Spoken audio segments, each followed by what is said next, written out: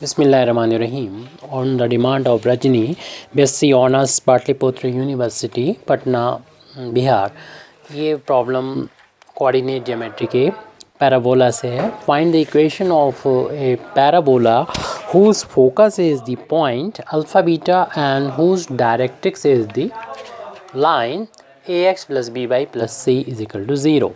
यहाँ पर हमें किसी भी पैराबोला का उस पैराबोला का इक्वेशन फाइंड करना है जिसका हमें फोकस बता दिया गया है. उसका फोकस जो है कोई पॉइंट है और पॉइंट अल्फ़ा बीटा उसके कोऑर्डिनेट है और इसके एक डायरेक्ट्रिक्स जो उसके बाहर होती है. डायरेक्ट्रिक्स जिसका इक्वेशन हमको दे रखा है a x plus b y plus c is equal to 0.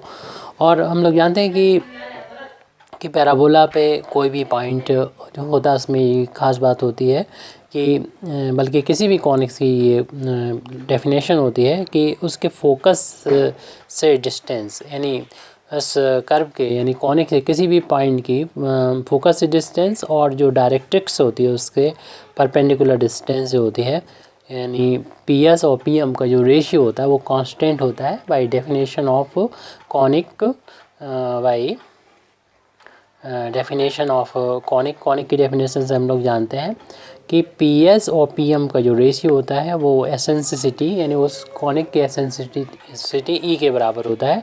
और इसका जब मल्टीप्लाई करेंगे तो पी एस बराबर ई पी एम लिख सकते हैं. और हम लोग जानते हैं पैराबोला के लिए ई की वैल्यू 1 के इक्वल होती है तो लिख देंगे फॉर पैराबोला के लिए ई टू दी वैल्यू 1 होती है. तो इस तरीके से पी एस की वैल्यू पी एम के इक्वल आ गई.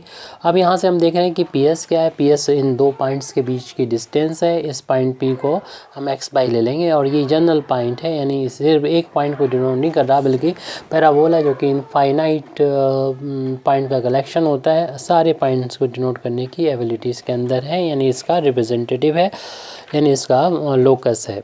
और पीएम क्या है. पीएम इस पॉइंट से इस लाइन तक की परपेंडिकुलर डिस्टेंस है. तो ये पीएस हम निकाल सकते हैं ऐसे कि पीएस दो पॉइंट के बीच की डिस्टेंस का फार्मूला लगा देंगे. पीएस दो पॉइंट कौन कौन से हैं. एक पॉइंट ये एक्स वाई है और दूसरा ये इसके एस के अल्फ़ा बीटा दे रखा है तो उनके बीच की डिस्टेंस निकालना है. तो एक्स कोऑर्डिनेट को माइनस कर देंगे. एक्स माइनस अल्फ़ा का whole of square plus y minus beta का होल ऑफ स्क्वायर. अब पीएम निकालना है तो पीएम जो है वो इस पॉइंट से इस लाइन तक की परपेंडिकुलर डिस्टेंस है. तो पहले हम इसके लिए एक फार्मूला आपको बता देते हैं कि किसी पॉइंट से किसी लाइन के परपेंडिकुलर डिस्टेंस को कैसे फाइंड करते हैं. जैसे हमें लाइन का इक्वेशन जनरल फॉर्म में दिया होना चाहिए a x plus b y plus c is equal to 0.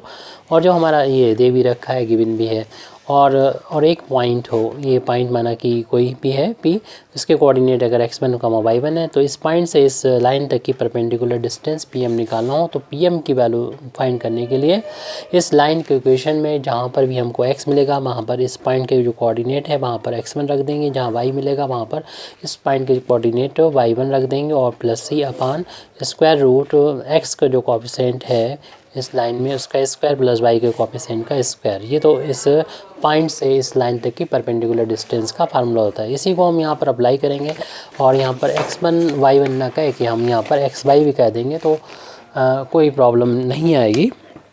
और यहाँ पर वैल्यू पुट भी कर देंगे इसकी जगह पर तो इसमें भी कोई चेंज नहीं आएगा क्योंकि हमें इस वेरिएबल एक्स वाई में ही इसका इक्वेशन निकालना होता है. कन्फ्यूज़न लगे तो x1 y1 कर लें. बाद में इसका हमें लोकस जब लिखेंगे तो x1 के यहाँ पर x लिखना पड़ेगा y1 के यहाँ y लिखना पड़ेगा. इसलिए इससे अच्छा है कि हम शुरुआत से ऐसे लें बाद में हमें लोकस को बता के और उसको चेंज करने की ज़रूरत ना पड़े. तो इसमें कोई दिक्कत नहीं होगी. यानी हम इस लाइन की इस पॉइंट से परपेंडिकुलर डिस्टेंस पी एम निकालें तो लाइन के इक्वेशन में जहाँ पर भी एक्स नज़र आएगा उसके यहाँ पर ये कोऑर्डिनेट रख देंगे यानी नो चेंज. प्लस वाई की जगह पर ये कोऑर्डिनेट रख देंगे वाई प्लस सी रख देंगे और अपान में अंडर रूट एक्स के कोएफिशिएंट का स्क्वायर जो कि ए है और वाई के कोएफिशिएंट का स्क्वायर ये भी है. तो यहाँ से इतना अगर हम देखें तो ये एक्स वाई में एक रिलेशन आ गया. ये रिलेशन ही आपके पैराबोला के इक्वेशन रिक्वायर्ड पैराबोला के इक्वेशन को डिनोट करता है. अब अपनी मर्जी है जितने हद तक इसको सॉल्व करना चाहें सॉल्व कर लें या ये भी हमारा एक आंसर हो गया. अब इसे अगर सॉल्व करना चाहते हैं तो स्क्वायर रूट पसंद नहीं होगा तो इसको हटाने के लिए स्क्वायरिंग बोथ साइड कर लेंगे.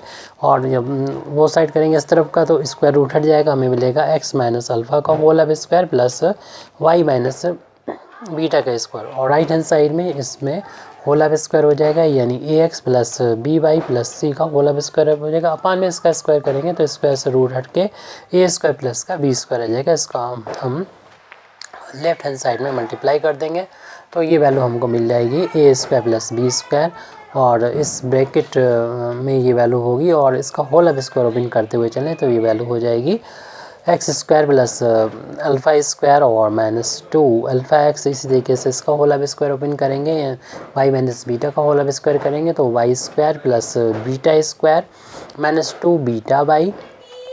और राइट हैंड साइड में, क्योंकि ये लेफ्ट हैंड साइड का हमने अपान का जो है डिनोमिनेटर का ये फैक्टर हमने राइट हैंड साइड में मल्टीप्लाई किया तो ये बचेगा, और इसका होल ऑफ स्क्वायर कर लेंगे। तीन अगर क्वांटिटीज़ जोड़ रही हैं उनका होल ऑफ स्क्वायर होता है फर्स्ट क्वांटिटी का whole of square plus second quantity का स्क्वायर और प्लस थर्ड क्वांटिटी का स्क्वायर प्लस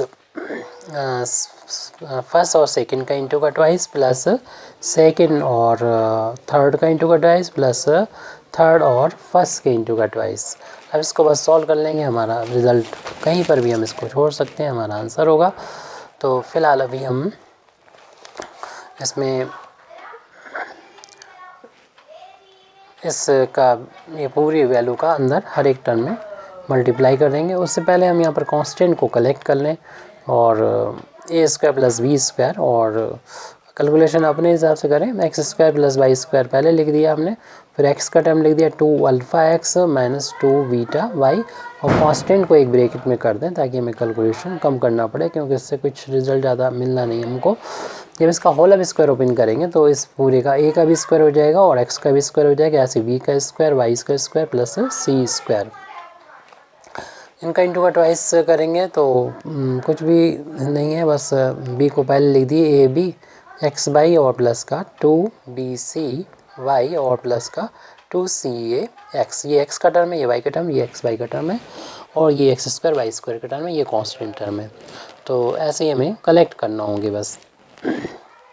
तो इसका इंटू जब हम एक्स स्क्वायर में करेंगे तो a square plus b square x square हो जाएगा, फिर इसका इंटू वाई में करेंगे इस पूरे ब्रैकेट का a square plus b square into y square हो जाएगा, और इसका इंटू जब यहाँ पर करेंगे minus 2 alpha a square plus b square into x हो जाएगा। इसका इंटू इसमें करेंगे माइनस का 2 beta into a square plus का बी स्क्वायर इंटू वाई हो गया।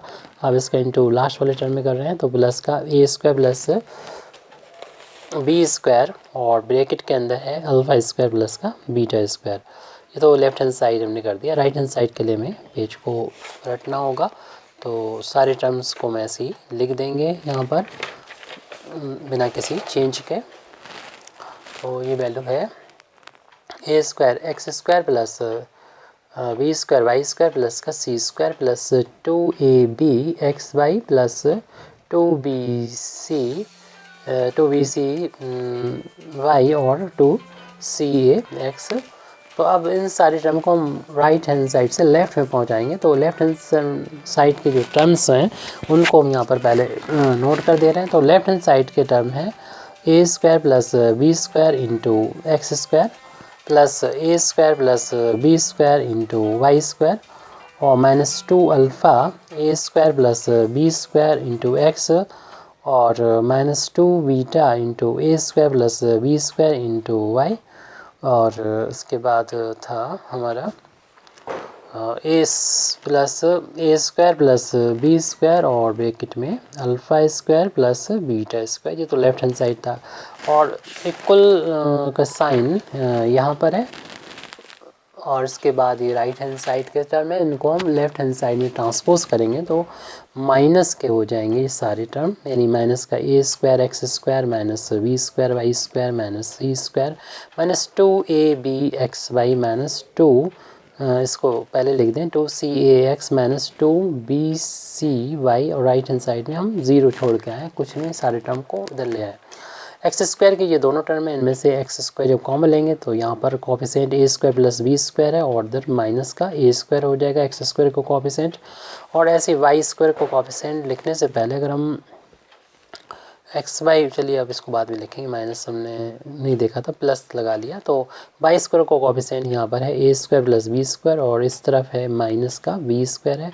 अब इस टर्म को लिख देंगे यानी 2ab एक्स वाई, यानी सेकेंड ऑर्डर के टर्म इसमें वाई स्क्वायर का मल्टीप्लाई कर लेंगे क्योंकि वाई स्क्वायर कोफिशिएंट हमने लिखा ही है और सेकेंड ऑर्डर के टर्म हमने अब लिख लिए हैं। अब फर्स्ट ऑर्डर के टर्म जो है मतलब इसमें एक पावर एक्स की, तो ये टर्म है इसमें -2 अल्फ़ा और a square plus b square है यहाँ पर, और एक्स का कोफिशिएंट मिला और एक्स का कोफिशिएंट यहाँ पर भी है जो कि -2ca है और इसमें एक्स को बाहर लिख लें। इसके बाद वाई के कोफिशिएंट को लिख देते हैं यहाँ पर नीचे। तो वाई का कोफिशिएंट जब यहाँ से वाई को लेंगे बाहर तो बचेगा -2 beta into alpha square plus beta square, और ये यहाँ पर वाई का कोफिशिएंट है -2vc और वाई को हम बाहर लिख देंगे। फिर कांस्टेंट टर्म इसमें बचा था ये, इसको लिख देंगे प्लस का अल्फ़ा स्क्वायर प्लस का ये a square plus b square bracket में है अल्फ़ा स्क्वायर प्लस का बीटा स्क्वायर, और कांस्टेंट ये सी माइनस वाला ये इसको एक साथ इकट्ठा करके लिख देंगे कांस्टेंट, और कुछ नहीं बचा, राइट हैंड साइड में 0 कर दें। यहाँ पर देखेंगे ब्रैकेट ओपन होगा, a square minus plus cancel, b square minus plus cancel, तो हमारे पास बचेगा बी स्क्वायर एक्स स्क्वायर और plus a square y square plus a square y square और माइनस का 2ab एक्स वाई, और इन दोनों में से -2 हम कॉमन ले सकते हैं तो alpha a square plus b square, और माइनस कॉमन लिया तो प्लस हो जाएगा, 2 बाहर हुआ तो सी ए बचा एक्स। ऐसे इन दोनों टर्म्स में से भी हम माइनस कॉमन ले सकते हैं तो बचेगा beta a square plus b square और प्लस का बी सी वाई, और इसको ऐसे लिख देंगे प्लस का a square plus b square और alpha square plus beta square minus c square equal to 0। इससे ज़्यादा सॉल्व नहीं किया जा सकता, तो इस तरीके से हम कह सकते हैं ये इक्वेशन हमारा पैराबोला का रिक्वायर्ड इक्वेशन ऑफ पैराबोला है। Thank you very much Indeed for listening me, व आखिर दावाना अल्हम्दुलिल्लाहि रब्बिल आलमीन।